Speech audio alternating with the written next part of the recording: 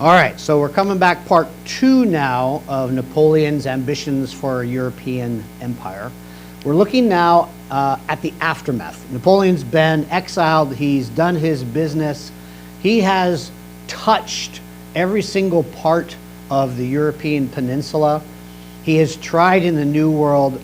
All of it has crumbled, but it doesn't mean that it hasn't left a flavor. It doesn't mean that it hasn't influenced people's thinking and minds and sort of ways of perceiving life. And I want to take a look at those perceptions and what happened as a result. So let's start. So when we stopped our video last time, we looked at what was the fallout. What did Europe look like? We talked about French territory kind of being pushed back to where it once was back in the old days. We looked at Austria and Prussia sort of expanding its kingdoms and influences. We looked at the Grand Duchy of Warsaw, Poland being dissolved once again and absorbed by Russia, absorbed by Prussia.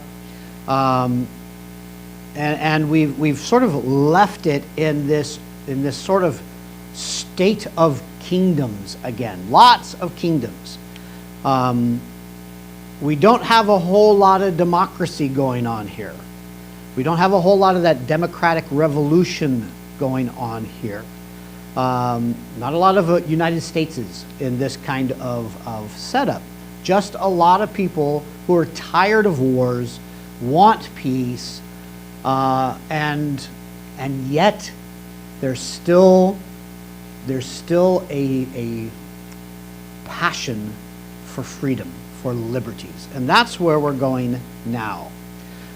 So, as I said, when Napoleon was put down, the czars, the kaisers, the kings, the people who were in the nobility who had been fighting against him and against all this revolutionary kind of thinking, they're going to form what was called a Holy Alliance, or the Holy Alliance. Initially, it was with Russia, Austria, and Prussia, but eventually it's going to start picking up all of the other little kingdoms that are in the European peninsula, with the exception of Britain. Britain does not want to be a part of it.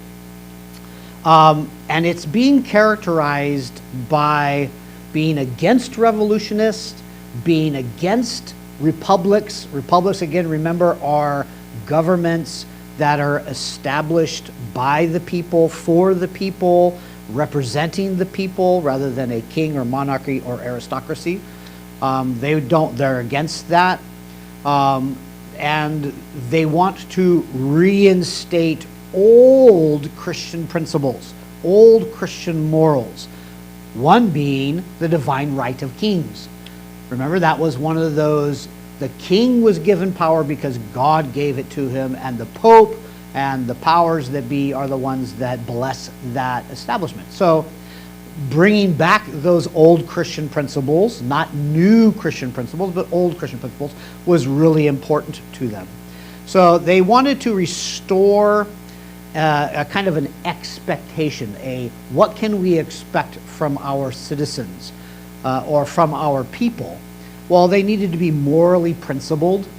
It would be best if they were witless, meaning they were stupid, unintelligent. They didn't think too much. Lovers of the monarchy. They had to talk and praise the monarchy or whatever. They needed to be conformist. They needed to be monarchists in their politics and in their society. They frowned upon people getting together for social discourse, social discussions. You wouldn't want to be caught in a cafe or in some other very common place where back in the day, back in the revolutionary times, just a couple decades ago, they would meet underground in people's houses privately, secretly, to plan out, to scheme out, strategize how they're going to overthrow the king. So they didn't like that. They frowned upon that. And then, of course, they really valued the church goer. You didn't have to really love the Lord. You didn't have to really have faith. But if you were dedicated and went on a regular basis and just kept things simple, you're just kind of a simpleton. You just go with the flow. That was the perfect citizen. That's what they wanted to lift up, emulate, and encourage among the people.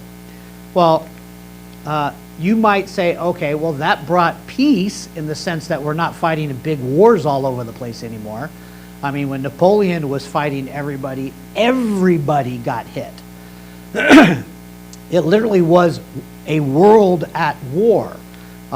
Women, children, farmers, peasantry, all the way up the chain of the social hierarchy, everybody was hit, damaged, shot, stabbed, affected by these wars, Napoleonic wars that were going on. So when the powers that be, when these Holy Alliance put down Napoleon, they, in some senses, brought peace back to the region. Well, the problem is where do you then find the balance between peace and freedom? Peace and liberty.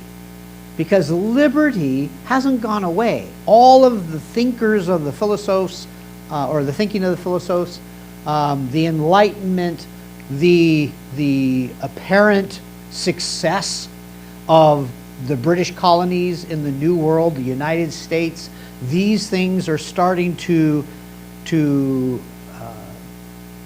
get around. Word is getting around. People haven't forgotten about this.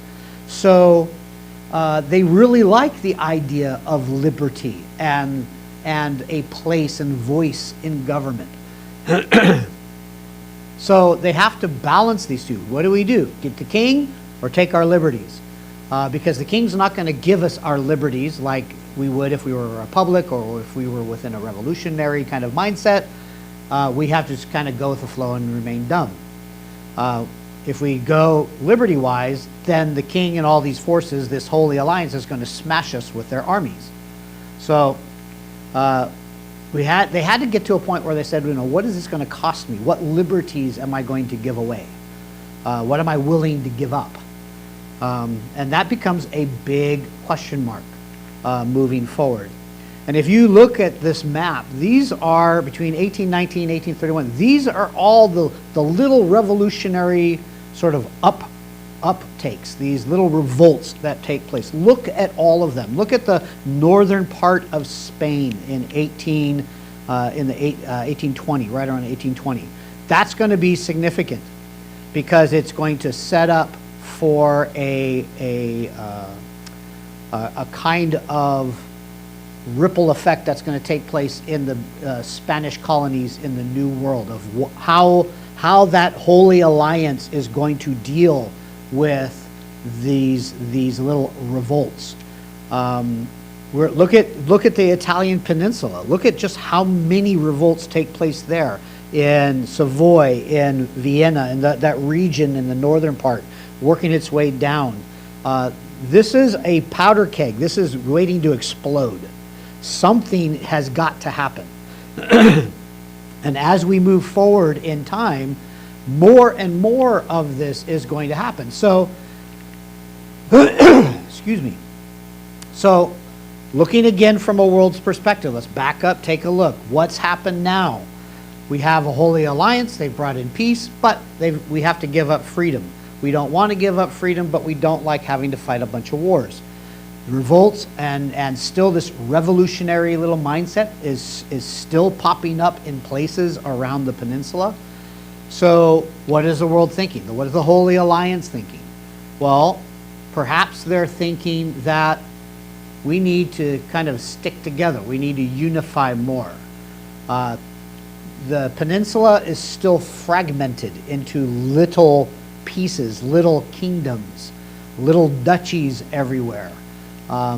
Even in the Prussian area, there's still multiple little kings and princes that are kind of ruling. And so perhaps if we as these kingdoms sort of get together and unify together, then we'll be able to put down any future revolts. Again, where would we see this type of mentality? Where would it pop up? Likely anywhere dealing in Italy. Italy's going to be a big one. As we move forward, Germany, Prussia, that region is going to be a big powder keg. And they're going to have to figure out, do we get together and fight as one or not? So we're going to see the unification of Italy. We're going to see the unification of Germany.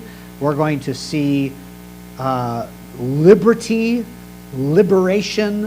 of Spain and Portugal in the New World. Remember that Central America, South America is still dominated by colonialism from Spain and from Portugal.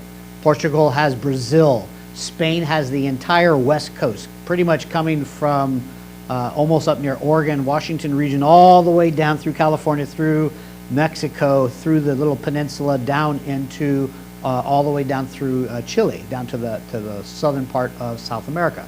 That's all controlled by Spain. This is going to set up another series of dominoes.